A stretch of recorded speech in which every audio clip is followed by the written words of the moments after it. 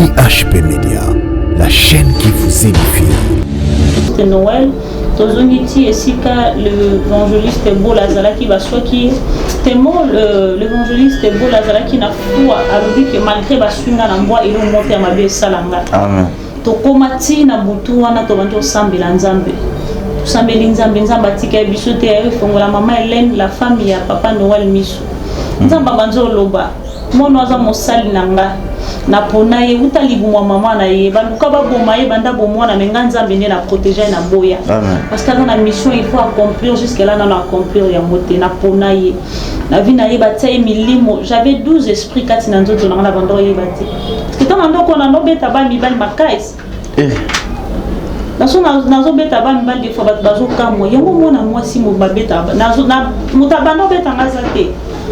Na mabe ko beta ba mibali. Alors nzamba ye le babatai 12 esprits na nzoto bakanga molimo ne na se amai ba etufa même vision na ye asa vision makasi on nzamba ko utiliser amona même makambo ele kana mboka mususu donc ya kotoza place mususu nzamba otalisi makambo nga basala pona libota na ye alors monde de ténèbres de jeu moni weza kati na ye yango ba etufer tant todo sambela mama ele nzamba ebisi a imposer nga maboko nga monza mafungola nga miso na mona bien na butu na vers 3h du matin ba sambela pona nga na mona batu baye babimi na se amai batelemi na minduki bazaki 13 baye pour que baboma biso na bandi ko banga wana na même butu fa basela nga délivrance mamele na biko banga te to bando prier na butu wana na lali alors to bando sambela tenon ndenge nzamba orienta ki bango basambela pona nga na banda na ndaku wana pendant 16 jours na 16 jours wana basambela pona nga 14 jours nazalaki na jeûne mais 2 jours nazalaka en état de jeûne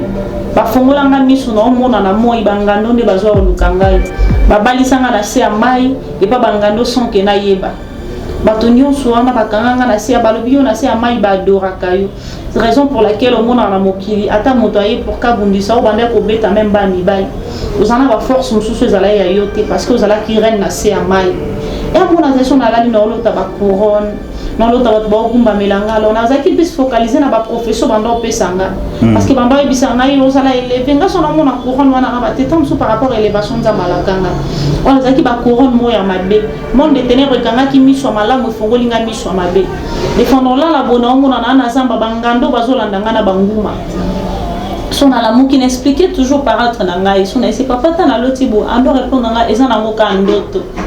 Alors, ton aïe, le Canada délivrance, nous avons délivré Vinanga totalement. IHP Média, la chaîne qui vous édifie.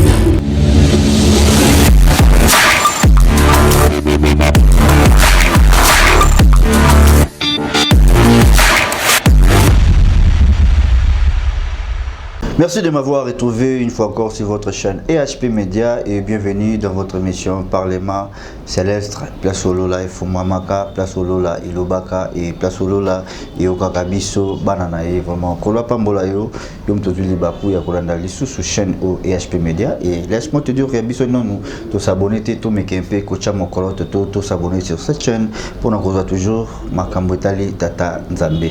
Alors, je ne peux pas débuter cette émission tant que je ne suis passé sur ce plateau. Je suis avec la servante de l'Éternel, Priska Mbouzi. Tous en avez sur ce plateau. Donc, tout avec la séance, il y a témoignage. Tout le qui continue. Et tout qui première partie, j'espère toujours voir. Deuxième partie, il y a témoignage. Qui est Nzamba Pambolabino et Bible Talisi Biso. En toutes choses, il faut tout débuter. Yango na le sambo. Et avant tout, les canaux sambo, on a passé dans nos paroles. Et pas la servante de Dieu, Priska, ça va? Oui, ça va bien, papa. Voilà. Est-ce que vous pouvez savoir en beauté? Oui, oui. Bonjour, shalom peuple de Dieu, que Dieu vous bénisse. Ici Tania sur les amis Bino. C'est toujours votre humble servante Priska Mbouzi, la présentatrice de l'émission Instant devant le trône. Ndenge na lobaki na première partie à témoignage nanga que cette fois-ci naie pour nous présenter l'émission naie à Obayambingai. Oui. Na émission Parlement Céleste. Parlement Céleste donc nasa invité. Raison pour laquelle la CPL n'a pas Sabino Mbotenza Mbapambola. Voilà, on peut débuter dans le Sambo parce que Bible est Talisi Bisso, faut Jésus que ça en a sur le Alpha. Est-ce qu'on peut prier? Oui, pourquoi pas. Ok, vas-y. Seigneur, nous te disons merci. Il est écrit, au commencement était la parole était avec Dieu et la parole était Dieu. Seigneur, alors nous voulons juste élever ton nom parce que c'est toi qui es la parole. Seigneur, nous voulons te dire merci pour ces bons moments que nous voulons passer au-devant de toi. Il est écrit, confiez-vous à l'Éternel, vous serez affermis. Et à mes serviteurs, vous réussirez. Nzambe pambola bato nyonso basepeli batika nyonso pona kolanda liloba ekobima na nzela ya basali na yo nkolo parce que bayebi esika yo lona maloba ya lipamboli ezalaka kati na minoko basali na yo benir moko na moko wa kotika nyonso pona kolanda maloba ya mokola lelo fongola bikuke na kombo na nguya na Yesu Masia nde tobondeli boye. Amen. Amen. Amen. Merci beaucoup et restez toujours scotché, branché sur cette chaîne. Et merci aussi Nabino Batu Bobanda Nabiso depuis na débit. La première partie à témoignage. Topespino merci Mingi et les autres passer deuxième partie à témoignage Nabiso et à surprise car Tobanda qui n'a déjà de le débit. Et avant de débuter cette émission, je dis un grand merci derrière la caméra de Domingo Kawele. Merci beaucoup et pourquoi pas la selle qu'on appelle Priscapé Nengoye Nakacha. Il y a Platon Abisso à Parlement Céleste pour continuer toujours sur ce témoignage. Et pourquoi pas Charlie Kanga, Image Pro, ainsi que Nanta Mwamba, les savoirs et la conscience de bien faire. Merci beaucoup, Bambote Place Bozali. Et pourquoi pas notre maman, Maman GH, à Papa Ozeamani. Merci beaucoup à vous aussi, les enfants de Dieu, fidèles chrétiens et chrétiennes. Donc, c'est ça, Bomoko, c'est ça, au Christ Abisso. Aimez-vous les uns et les autres. Merci pour nos commentaires.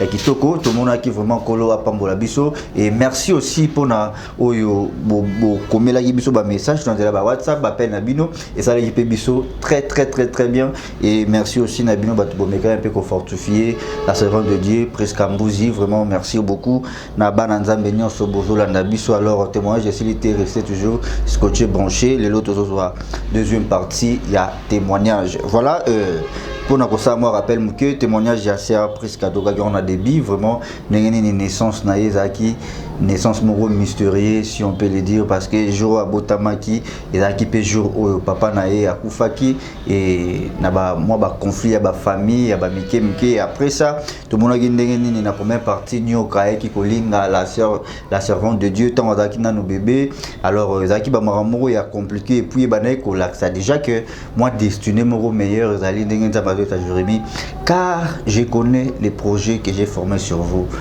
Ça dit mon Nzambe nyonso o azan étoile et ndima au passé une épreuve de tout le baki la fois passée donc c'est ça et continuer nango va toka ta témoignage dans la première partie et toka kinde ni azalaki azaki de loko nzamba tchaki na kati soki akutani na mobali na vie na e pona ba liboso et nzambe po banda ko lakisa e ke muto zo kangama na e azanani. Moi je pense c'est aussi vraiment important na vie ya mon nzambe nyonso il faut oyeba eloko ba bengi connexion ko se connecter na nani et tout exemple le ko ya Élysée na Eli connexion et ça la force les lotango Elia ki Elisa tikali tomoni marambunini o Élysée baki na ko hériter na sima et ce qui toke na Nouveau Testament au mona connexion ya Maria na maman ya Jean-Baptiste voilà donc connexion ya Marie na Elisabeth et Bible lobby lorsque ba pesani mbote Jésus-Christ na libumu Jean-Baptiste pe na libumu et Bible la qui sabiso que Elisabeth peut azaki mwana ningani ya seki ça dit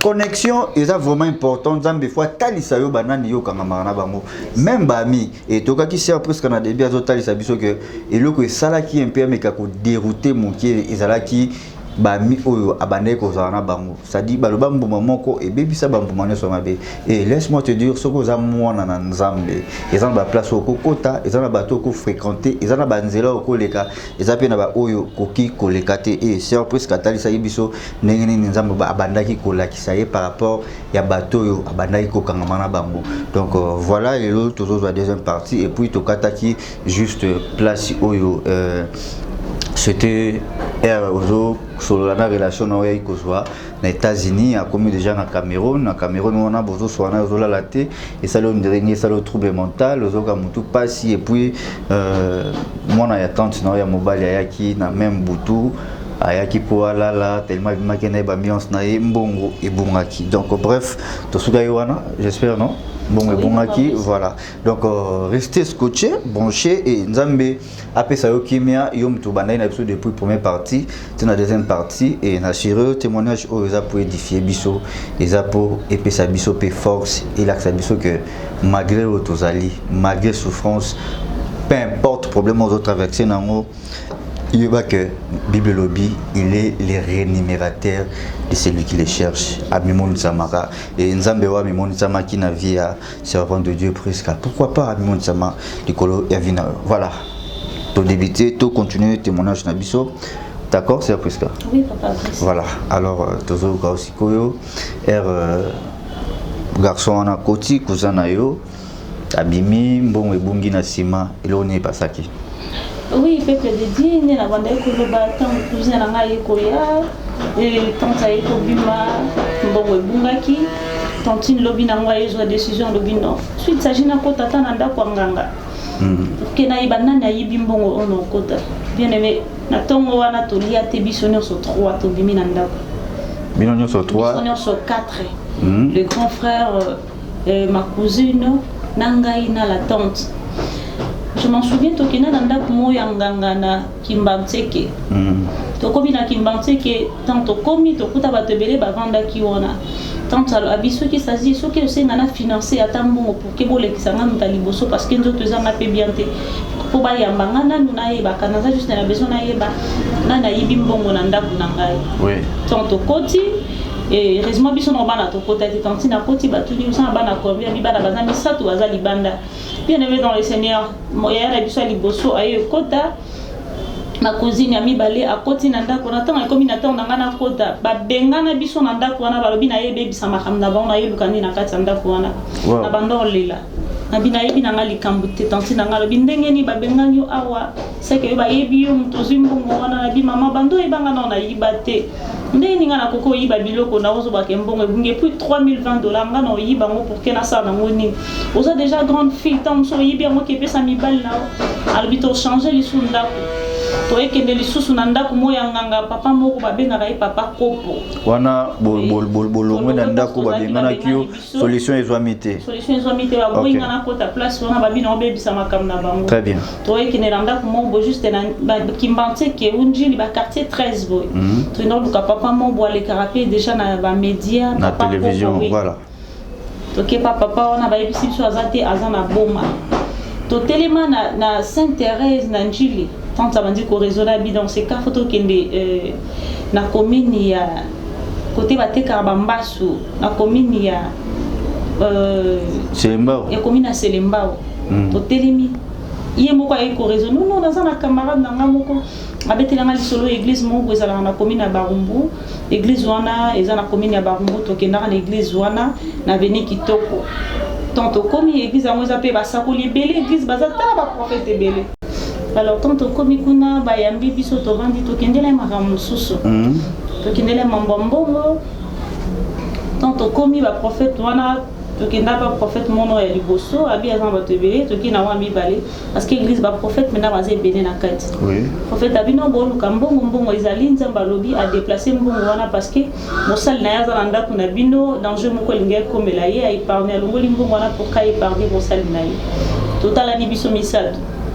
Alors tellement tanti nanga déjà bimisi maloba prononcer maloba malédiction likolo na biso rapport à mbongo nde bunga ki albi mbongo eza na ndako on a pandi biloko nyonso mbongo eza esika nini albi mbongo na eza na kati ya Pampex albi Pampex prophète wala ebisi yo sale la Pampex osale la bande hygiénique parce que au Seigneur mingi vrai ou faux albi oui mbongo eza kati ya Pampex o koti na kati ya valise na yo au mona na sima tiroir mo eza na Pampex eza na kati ya panzana mbongo eza na kati eza $3020 n'est-ce pas tanti nanga ndimi alobi oui oza mwana mwaza ndako na ba pesa kombo nanga mobimba ba pesi non nanga poste non prénom nanga mwana za mosala nzamba créer akelaye uniquement pour que a libérer libota la ekati na boumbu libota neza na molili makasi nzamba tinda ye na mission pour kaka a délivrer libota na ye bango nyonso baluki batali ngai. Alors va prier pour la biso l'église va senga inga soki moyen zalina kendo prier na bango balobi azana grâce moko motunyo so soit à l'étoile na ye alinga kaka étouffé amo tant ba esa kola pour nga bongo e benda ki moi jalousie na ndako donc na ndako bando linganga penza lisute tozongi na ndako tanti na komi na ndako bibote malibanda bozelanga mona na kota na chambre na luka pampex nde bango balobi akota na chambre effectivement kota pampex na mbongo na ye ekoka na kata chambre aye zo $20 aki apesi prophète on esika to butaka na église na vini kitoko.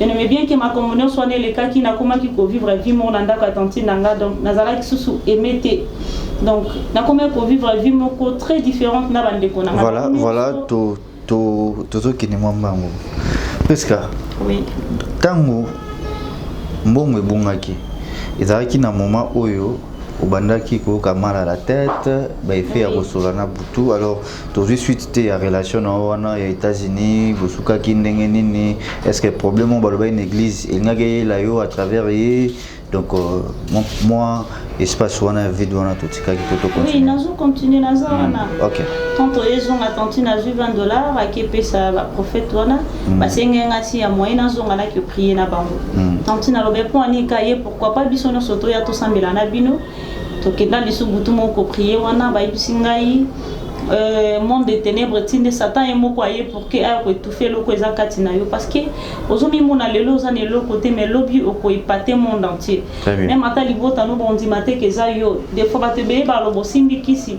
mais on nzamba ke la on mission moko enfin que au détruire misala moli les akati libota na yo alors ténèbres moni déjà oyo kozala lobby parce que ba grâce ezebele zakati na yo alors satan la luka étouffa ngona nzela mibali ba moni yo bazolongo na moyen wana te de ba komo luka moyen donc baye bisanga babi ba olinga ba convaincre yo na mbongo donc batindolo bato baza na possibilité ba somba te tol na yo somba na mbongo ba koma ko landelanga ba prière ba landelanga mabonde na ekima nanga su église ango tona kimi nzamba esala nga sungulu na kutani suna camarade nanga me manga ne kodim aye utangola parce que asala déplacement na ba moment moko autaka Angola ezonga bisinga priska ozo sambela wapi ngana za na Angola mais na Angola na koma nanga de ko salela nzambe mais père spirituel n'a recommandé nga si à moyen son azan à king na kokuta na amina ye mon voisin l'église nangaba avec nangaba le pasteur aye monanga l'évangéliste Noël moi si na ba ça les lanzan de bombele na moi si na moi c'était un atalinga le bimo na servante de Dieu il faut aller à la délivrance parce que non mona ba étouffé na milimo mai baza donc vi na ba kanya on a ça mai ozo bika eza vraiment vi na yete il faut ba délivrer enfin qu'à ça les lanzan de lui vraiment tant aye prophétiser pour nanga je me suis dit na le biba prophète en oka bo balinga ko mona muté ba kusa ko ba prophétie à l'okuta non ya ngati donc ça avait tellement insisté non presque il faut aucun débat sambela pona yo aye kwa sosengai na moninga na ye moko azape mosala nzambe l'évangéliste Bola baye memanga kuna bien aimé to koma na butu wana fallait nzambe aloba parce que délivrance basala ngote sans directive oui to komi wana fallait nzambe aloba nini bakoka ko sala pona vinanga abisinga no ozonga na butu pour que to salela yo prière na butu wana na kima na ngali susu na zongi na ila na kasavu pas tanti nanga tanta ye bisangai il faut le boketi kanga na zando to ke na zando à chaque fois na lo ke na zando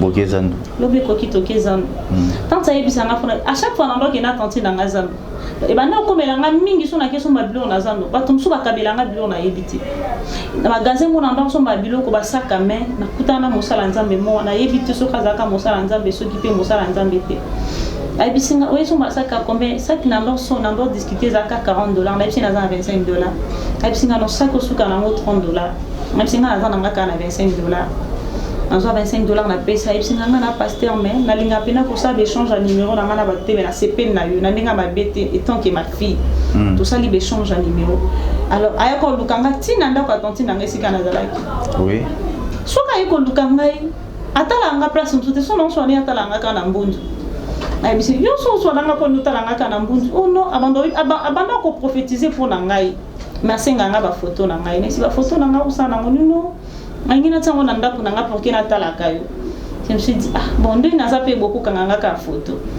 wono nga la linka ba photo ba carte photo zo zala nango opesa nga pour que na tala ngo na ndaku e bisanga nyo so zango besoin na opia yo mais opia nga ka ba photo na yo alors et comme eko déranger nga na ibisa ngo pe tanti na ngai te parce que anda kuna biso de ba banda ko jalouser nga par rapport à ndenge ba banda ko sakola pona nga parce que ba prière muso ndo sala même na balabala bola la bo ba to le kana balabala bo te na ba 5h du matin so bimi faut ka ba lo ba pona yo to bima ta muso nda ko mbima nzambo lo bela ka ngai alors na ko zo conscience na bino fona zonga ici ko fe ba sa elanga délivrance wana ba prier pona ngai na kenda ko luka bango bango na kenda ko luka bango nga moko na ye ko associer l'évangéliste Bola a kenoti kangai butu aya ko ke tika nga poto kende to komi na nzela mbo aswaye na likolo ako ratsu ko tambola te alors na butu wana fallait kende na hôpital pour que batu ba yetonga na bino na yebi déjà nzela yo koma ti et papa Evange Noël na koma na signaler pour que ba ya ba mémoire en hôpital c'était Noël Tozongiti et Sika l'évangéliste Bola Zalaki va soit qui témoin l'évangéliste Bola Zalaki n'a foi à l'objet que malgré baswinga na mboa il monte à ma belle salanga. Amen. To komati na butu wana to banto sambela nzambe. Sambeli nzambe nzamba tika bisote ya fongola mama Hélène la famille ya papa Noël miso. Nzamba banzo loba. Mono aza mosali nanga.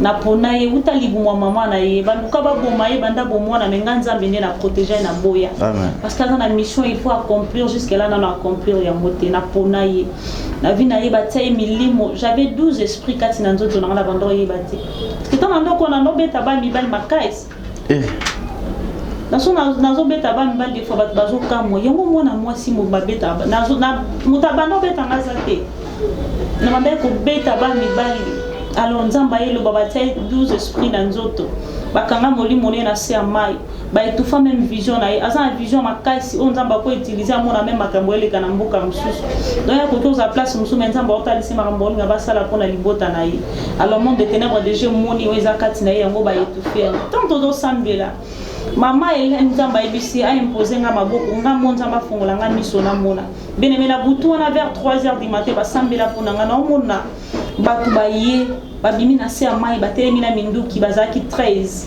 baye pour que baboma biso na bandi ko banga wana na même butu fa baselanga délivrance mamele na bi ko banga te to bando prier na butu wana na lali alors to bando sambela te non ndenge nzamba orientaki bango basambela ponanga na banda na ndaku wana pendant 16 jours na 16 jours wana basambela ponanga 14 jours nazalaki na jeûne mais 2 jours nazalaka en état de jeûne bafongola nga miso na omona na moi bangando nde bazwa olukangai babalisanga na se ya mai et pa bangando sonke na yeba bato nyonso wana bakanganga na se ya balobi yo na se ya mai badoraka yo raison pour laquelle omona na mokili ata moto aye pour kabundisa o banda ko beta même ba mibali ozana ba force mususu ezala ya yo te parce que ozala ki reine na se ya mai et amona zeso na lali na olota ba couronne non l'autre va te kumba melanga alors na zaki plus focaliser na ba profession bando pesanga parce que bando ebisanga yo sala élever nga sona mona couronne wana na ba tetam sous par rapport à élévation za malakanga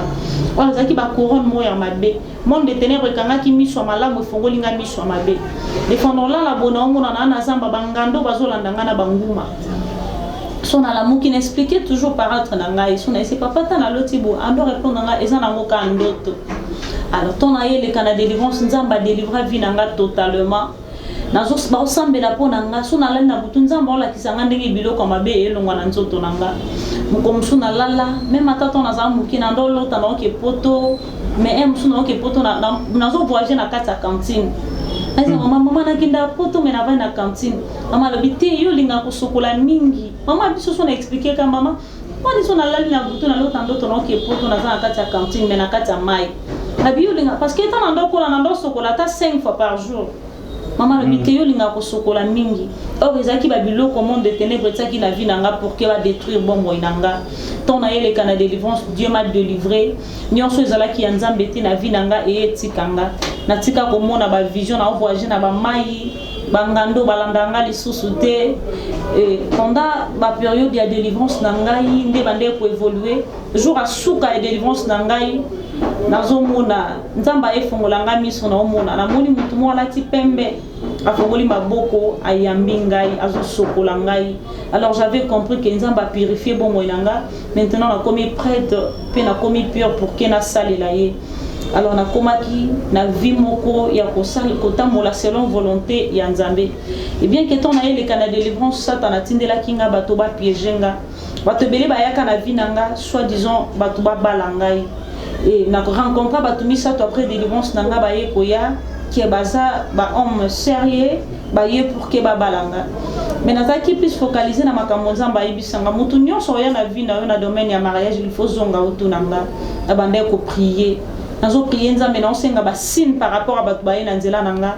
na tikala jamais ozwa signe ya confirmation par rapport à makambo nyonso bando koma na bomo nanga étant na ye le canal de délivrance nzamba etalisanga bato nyonso bazanzinga zinga nanga même bato na ndo kansake balingi ngai pona ndo mona ba se soucier pona ngai or bango ni bando détruire vie nanga bien aimé kangama na Yesu na bomo na yo ke ba nyonso batinga manzambe vie na bango tikala lolenge mokote. Il est écrit dans le livre d'Hébreux que tous ceux qui s'approchent devant Dieu croient qu'il existe et qu'il est le rémunérateur de tous ceux qui le cherchent. Amen. Vinanga o nazalelo ezapona Yesu. Nzambi arandanga intouchable. Raison pour laquelle na yoka sonité côté les mapona olobana par ya Nzambe. Nzamba longolanga complexe na te ya même ba shege na pongabi. Wana bato baza na Congo précisément na Kinshasa bayebi pongabi na kindorte ya ba shege. Et si na telema na mutuka na ote ya bato bazo kamwa. Naza na sonité pona olobela na par na Yesu. Parce que son a commis na ajo eza pona Nzambe. Normalement na nzambe tuna kokomati na ajo te fale na kufa. Mais Nzamba épargnanga na makama nyonso monde de ténèbres plaçant na vie nanga. Na sala ba accident ya lolenge nyonso mena bima sans et sauf. Nzamba salanga ngolu ou ebele na libota nanga batikala kozwa te. Et après délivrance nangai na tingama na Yesu na commencer les Nzambe. Bien aimé makambo eko changer. Ozo sentir autant après délivrance batbande pour tangisa na bolingo bolinga so tangisa te. Possibilité zali pour que batangisa mais ba raison. Na comme autant à université na ba difficulté mais non seulement parce que mbongo ezate mais mbongo ezali. Des fois batumsu bando la kiso bolingo ke to lingi yo. Nzamba efumola nga miso na comprendre que mutabundisa nga eza yeyo. Et sengolanga parce que la Bible nous dit vous connaîtrez la vérité et la vérité vous rendra libre. Amen. Nzamba talisanga ba union so bando combattre vie nanga pe na tikala libre. Alors tina tambu sa mabona yebi qui et qui. Parce que c'est très important la vie nanga eza misu nzamba pesanga. Parce que la Bible nous rassure qu'un peuple sans révélation c'est un peuple sans foi. Amen. Moi nzambe sans misu eza pasi. Ndena yebisa kabato nyonso balanda kanga même étant même ata na instant devant le trône, même ata bato bazo yo ka témoignage oh s'il vous plaît bokanga bana nzambe. Na moni lo monte ko kabolanga na bolingwa Yesu. Parce que nyonso na luka na sa mokilo eza pa nango pa na nzambe.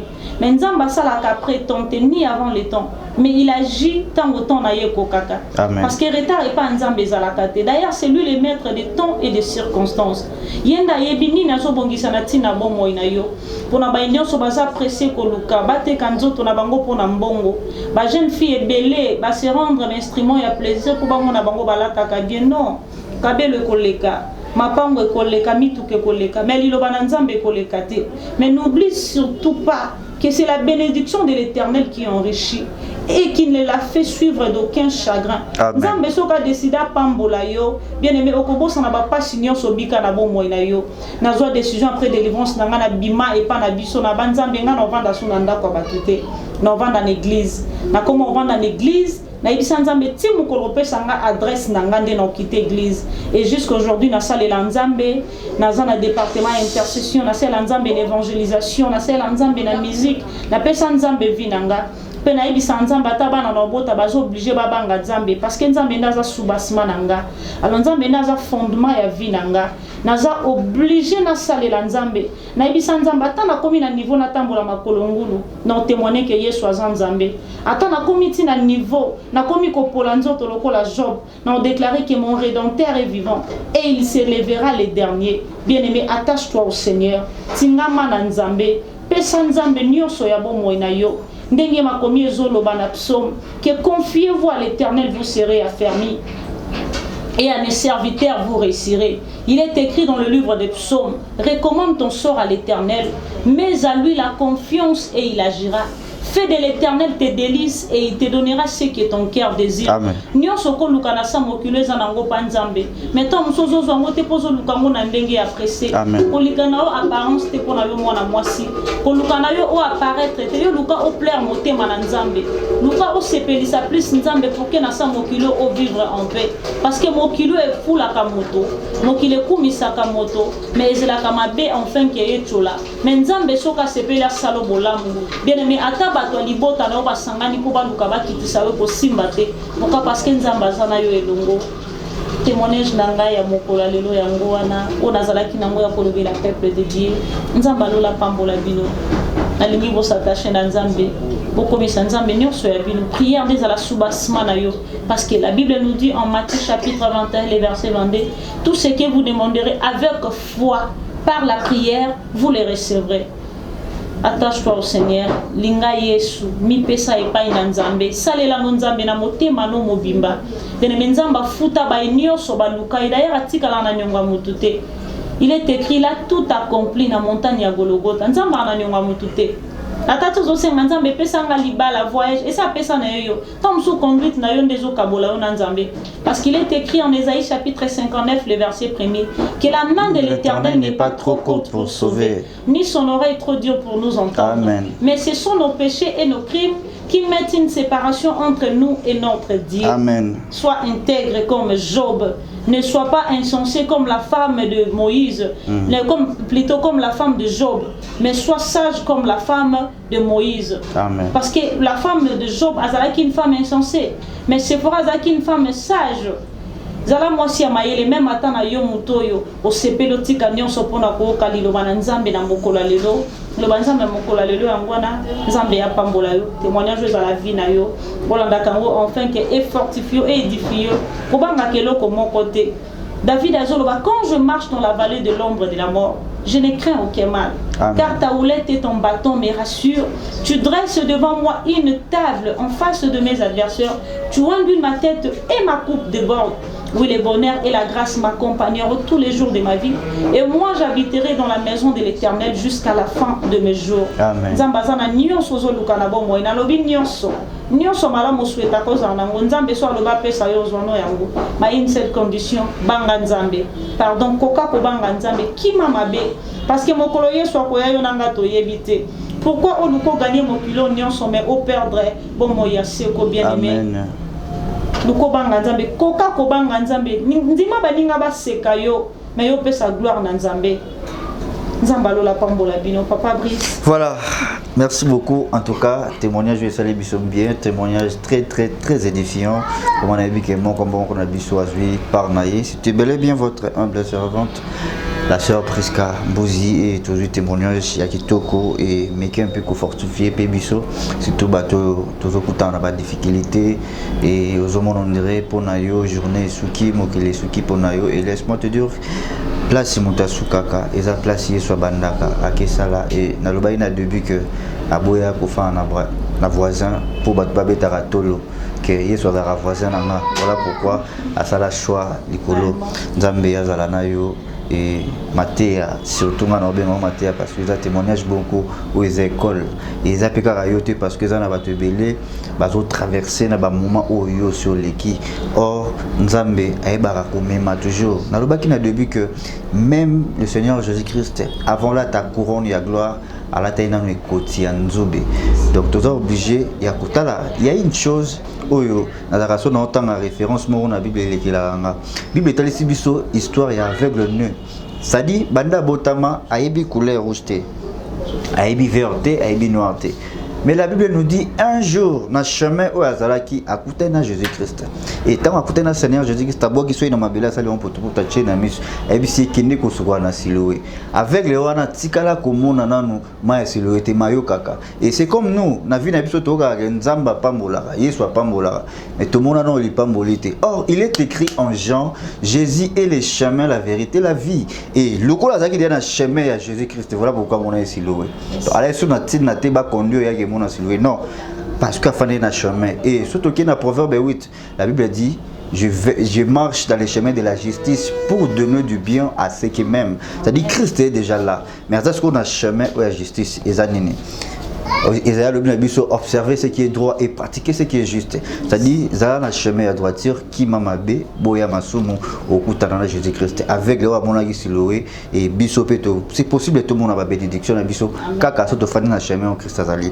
Que Dieu vous bénisse. Nous sommes arrivés à la fin. Il y a témoignage na biso vraiment nzamba pas molayo na ebike bénéfice nango tozui yango biso non soit toza vraiment béni na témoignage ya la sœur Priska vraiment au pamboli biso vraiment makasi mingi et quant à moi oui non en tout cas non le temps vraiment donc et ça biso bien et na sengi une équipe na biso mobimba il faut tout mega toujours chaque jour ko tchao na mabone l'époque nzambe abakisila rayo ya mingi we ko kyozanga alors nzamba pambola biso nyonso ozana temps et belé il faut to kavona o lelo tozala satisfait voilà tozo continuer toujours na pesi mbote na bana nzambe nyonso o bozaki scotché branché pour na olanda biso banda de bi à témoignage et tina suka nango oyo nzambe vraiment apamola yo yo mtozaki tana yo et laisse-moi te dire que témoignage oyo zaki pe pour na yo pour me causa la édifier pe consoler tant que ba problème ozo kutana nango un grand merci na maman GH ya papa Ozeamani vraiment bambote belé na prophète Igemo Sakoli prophète JC Manyanga bambote belé place bozali bana nzambe nyonso ba serviteur pe ba servant de Dieu nzambe apambola biso voilà lelo yom to clôturer mission natiki yo yembi après to prier to clôturer mission voilà mosika to uti eleki mosika epa tozo kende yawe nazomona nkembo oyonde mobembo alitomba simbanga loboko naboyi na kweya nabondeli okotikanga te oseza na koma Yesu ondima na ngai yoyoyoyo ekobota solo bambuma ondima na ngai Yesu ekobota nde misala nasengise makasi opesaka na Yosefo ata na boloko nayebi na kolonga pesanga makasi pesanga makoki pesanga mayele ngana salela yo mokano ngai nazwa eza ya motema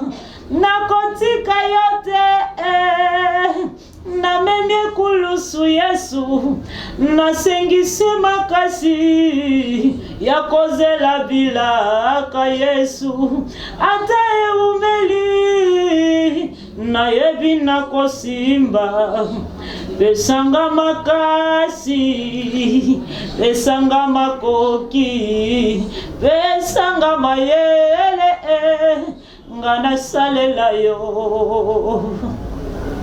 Seigneur, nous te disons merci. Aux anzambo pesa ki biso makasi ya kobanda émission nkolo. Yahweh, soki yote me biso tozate Yahweh, soki yote ne biso tozopema te. Ezana makasi na biso te meshe na ngolu na yo. Il est écrit dans le livre de l'Ecclésiaste que l'homme n'est pas maître de son souffle pour pouvoir rien te dire. Nzambe pe moto zana ngweza sengolu na yo nkolo. Yango mokolo lelo to sepeli to eleve yo. Oyeba ki mokolo lelo biso na programme na biso tozaki na makambusu na mitu na biso. Mais nzambe yo bongisela ki biso makambo asika. To tombo likombo na likolo ya nyonso. Parce qu'il est écrit quand vous élèverez le fils de l'homme, c'est là où vous allez connaître qu'il est. Raison pour laquelle nous t'élevons, raison pour laquelle nous t'exaltons, raison pour laquelle nous te louons pour te dire tu es 3 fois saint. Aux anzambo kita na so sala lisumute, bo santunde ba qualité na yo Yesu, oboya kovanda na kicho ba fabrika na maboko ya moto nzambe, ovanda na kiti batonga na maboko ya moto te Yesu, ovanda na ndako batonga na maboko ya moto te Yesu, ngana kokanisa yo na nani nkolo, to tomboli opweto leki likolo makasi, tombo mana likolo ba loi ya mokili nzambe, oleki ba rose Christian Seigneur, oleki molili nyonso ezoluka edomine mokili yo, ya ototombolo likolo ba loi. Nous t'élevons parce que tu es Dieu. C'est la raison pour laquelle nous venons de prier. par ton nom puissant, glorieux de Jésus-Christ de Nazareth. Nous disons Amen. Amen. Bye bye. Bye. Ceux qui nous ont été à la prochaine. Bye. IHP Média, la chaîne qui vous édifie.